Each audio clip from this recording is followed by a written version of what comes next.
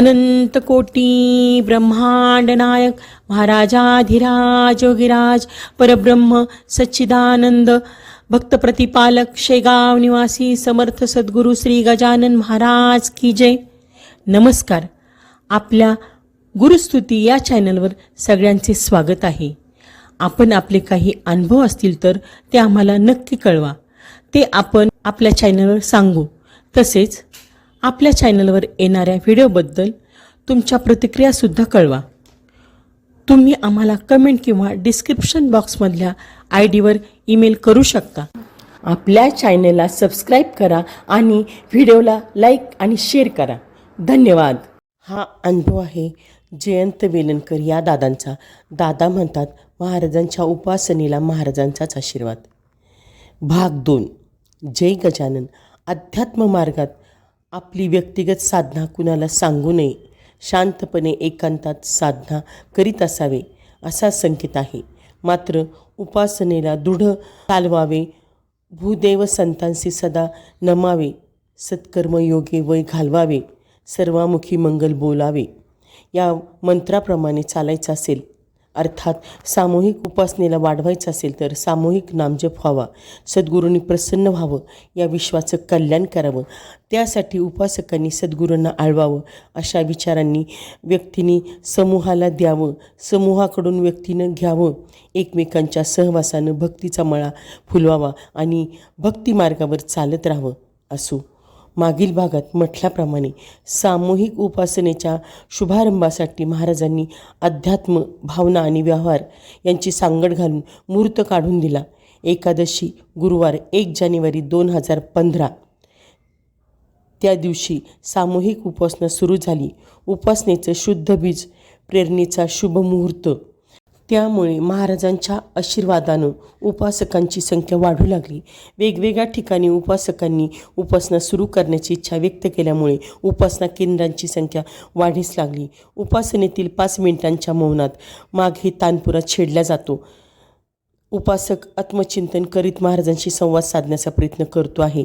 या सगळ्यातून नामजपाची सवय लागून उपासकांना लहान सहान अनुभव प्राप्त होऊ लागले. उपासनेमुळे मनाला शांती मिळते, हा अनुभव येऊ लागला. दर एकादशीला उपासना म्हणजे महिन्यात 2 एकादशींना. शिवाय प्रगट दिन, गुरुपौर्णिमा, ऋषीपंचमीला विशेष उपासना. महाराजांचा नामजप असा क्रम सुरू झाला. शेगावहून आणलेल्या त्या फोटोसमोर उपासना होत होती. महाराजांचा उपासनेला आशीर्वाद आहे अशी जाणीव उपासकांना होत होती. उपासनेला 1.25 वर्ष पूर्ण झाली आणि कदाचित महाराजांनी सर्व उपासकांना आश्चर्याचा, आनंदाचा, सुखद धक्का देण्याचं ठरवलं. मूर्तीच्या रूपात अचानक महाराज उपासनेला उपस्थित झाले. 1 जानेवारी 2015 उपासनेला प्रारंभ झाला. एप्रिल 2016 म्हणजे उपासनेला बरोबर 1.25 वर्ष पूर्ण झालं होतं. 13 एप्रिल 2016 बुधवार रात्री 8:30 वाजताच्या सुमारास एक गृहस्थ अचानक घरी आले. गजानन विजय ग्रंथ पारायणाच्या वेगवेगळ्या ठिकाणी त्यांना पाहिल्यामुळे तोंड ओळख होती. सतीश बल्लाळ त्यांचे नाव. हे कसे काय आले बुवा, असा प्रश्न साहजिकच मनात उभा राहिला. त्यांच्यासमोर बसून नमस्कार, बोला असं मी म्हटलं. त्यावर त्यांनी मला सरळ प्रश्न केला. मंदिरात शोभून दिसेल अशी गजानन महाराजांची संगमरवरी मूर्ती आहे, ती तुम्ही ठेवून घ्याल का? त्यांनी काय विचारलं यावर माझा विश्वास बसेना.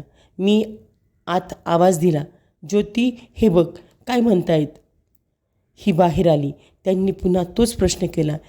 मी हिच्याकडे प्रश्नार्थक नजरेनं पाहिलं, कारण मूर्ती आली म्हणजे रोज पूजा, स्वच्छता, देखरेख सर्व आलं. शिवाय नेमकं ते काय विचारताहेत, मूर्ती कुठली, कशी, अनेक प्रश्न होते. आम्ही त्यांना म्हटलं, तुम्ही एकदा नीट काय ते समजावून सांगा, मग आपण त्यावर विचार करू, त्यावर बोलू. त्यावर ते बोलू लागले. इथे जवळच माझी साळी राहते, मनीषा बडकस. तिच्या सासूबाई श्रीमती उषाताई बडकस त्या गजानन महाराजांच्या भक्त आहेत. काही दिवसापासून त्यांच्या मनात एक विचार होता की जवळच जे हनुमान मंदिर आहे त्या मंदिरात जर गजानन महाराजांची मूर्तीची स्थापना झाली तर गजानन महाराज भक्तांना तर आनंद होईलच, शिवाय मंदिरासाठी पण ते चांगलं होईल. मागील मार्च महिन्यात आम्ही म्हणजे मनीषा, तिचा मुलगा अभिषेक, उषा मावशी, मी व सौ असे आम्ही गाडी करून शेगावला गेलो. तिथून अनायासे मोठी गाडी होतीच म्हणून एका ठिकाणाहून खास निवड करून गजानन महाराजांची मूर्ती आम्ही घेऊन आलो. आल्यावर आत्मविश्वासाने ही गोष्ट उषा मावशींनी मंदिराच्या विश्वस्त मंडळीच्या कानावर घातली. पण त्यांनी मूर्ती स्वीकारण्यास चक्क नकार दिला. त्यांना म्हटलं, मी स्थापनेचा तसेच कार्यक्रमाचाही खर्च करण्यास तयार आहे. तरीही त्यांनी मूर्ती स्वीकारण्यास चक्क नकार दिला. त्यामुळे मावशींच्या मनावर खूप ओझं आलं. मग त्यांनी अन्य काही ठिकाणी विचारून पाहिलं, पण नाही. मूर्ती पॅकबंद अवस्थेत घरीच आहे. रोज रात्री त्या रडवेल होऊन महाराजांना एकच प्रश्न विचारतात, महाराज माझे काही चुकलं का? का माझी परीक्षा घेत आहात? काल रात्री त्यांना महाराजांनी प्रेरणा दिली, वेलणकरांच्याकडे विचार, म्हणून मी त्यांच्यातर्फे विचारतो आहे. त्यांचं हे सर्व ऐकून मी मनात समजलो, ही महाराजांचीच योजना दिसते आहे. त्यांना मी विचारलं, मूर्ती एकदम छान आहे ना? कारण मला त्याविषयी काहीच कल्पना नाही. मी घरी आल्यावर ती पाहणार.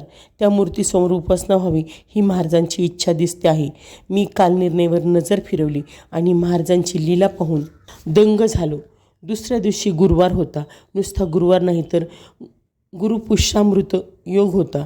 दुपारी 2:30 गुरुपुष्य चालू होणार म्हणून मी त्यांना म्हटलं, ठीक आहे, मी उद्या 2:30 ते 3च्या दरम्यान मूर्ती स्वीकारण्यासाठी येतो. दुसरे दिवशी मूर्तीरूपात महाराज घरी आलेत. सुंदर आणि आकर्षक मूर्ती पाहून मन प्रसन्न होतं. आदल्या दिवशीच महाराजांनी अनुभव दिला. संध्याकाळी मूर्तीसमोर आरती करण्याचं ठरलं. म्हटलं, पुढे उपासना हॉलमध्ये रीतसर संगमरवर बैठक करून स्थापना करू. पण आज संध्याकाळी आरती उषा मावशीच्या उपस्थित करू म्हणजे त्यांना समाधान होईल. बाकी कुणाला मुद्दाम बोलवायचं नाही. येतील त्यांचा योग. त्या संध्याकाळी 18 ते 20 लोक आरतीला आले. पुढे हे रूप अधिक विस्तारित होणार याची ती नांदी होती. नंतर पुढे महाराजांच्यासाठी सुंदर संगमरवरी देव्हारावजा बैठक तयार होऊन महाराज त्यावर विराजमान झालेत. हे सर्व उषा मावशींनी पाहिलं. आज या गोष्टीला 6 वर्ष होतील. काही वर्षापूर्वी उषा मावशी गजानन महाराजांच्या चरणी लीन झाल्या. पण जाण्यापूर्वी त्यांना महाराजांनी जाणीव करून दिली की जे झालं ते योग्य होतं. महाराजांची इच्छाच सर्वांसाठी आनंददायी ठरणार होती. मूर्तीरूपात महाराज प्रगट झालेत आणि उपासनेला एक वेगळीच गती त्यांनी प्राप्त करून दिली. अविश्वसनीय अशा गोष्टी त्यांनी उपासना केंद्राकडून घडून आणल्यात. चातुर्मास नामजप ही महाराजांचीच योजना. चातुर्मास नामजप समर्पण सोहळ्यात स्थानिक हॉलमध्ये 1 वर्षी शेगावच्या पारायण सभागृहाचं प्रतिदृश्य तर 1 वर्षी शेगाव येथील समाधी मंदिर हॉलमध्ये उभारण्यात आलं होतं. तेव्हा भक्तगण भारावून गेले होते. अगदी श्रीजिंका विश्रांतीस्थान, बाजूला विठ्ठल रुक्माईचं मंदिर, ती गादी, ते लोड, तो विणेकरी, तो चामर ढाळणारा, नंतर समाधी मंदिरातील जवळपास तशीच मूर्ती, बाजूला धर्मध्वज, पाण्याचा तांब्या, पादुका, सर्व जवळपास तसंच. दर्शनास आलेले भक्त संभ्रमात होते की आपण हॉलमध्ये की शेगावला. सर्व दृश्य पाहून ते डोळ्यात भरून घेण्याचा प्रत्येकाचा प्रयत्न होता. सर्व गजानन महाराजांची कृपा. मागील 6 वर्ष महाराजांनी सातत्याने चातुर्मास नामजप करून घेतला. देशभरातून आणि बाहेरूनही एकूण 500 कोटीच्या घरात जप महाराजांच्या चरणी समर्पित झाला. नामजपाच्या काळातही महाराजांनी काही विलक्षण अनुभव उपासकांना प्राप्त करून दिलेत. 2 वर्षापूर्वी तर महाराज एका वेगळ्या रूपात उपासनेसाठी आलेत. त्या रूपाविषयी जाणून घेऊ या पुढील भागात. तोपर्यंत तुझे रूप चित्ती राहू, मुखी तुझे नाम. श्री गजानन जय गजानन, श्री गजानन जय गजानन. गण गण गणात बोते, गण गण गणात बोते.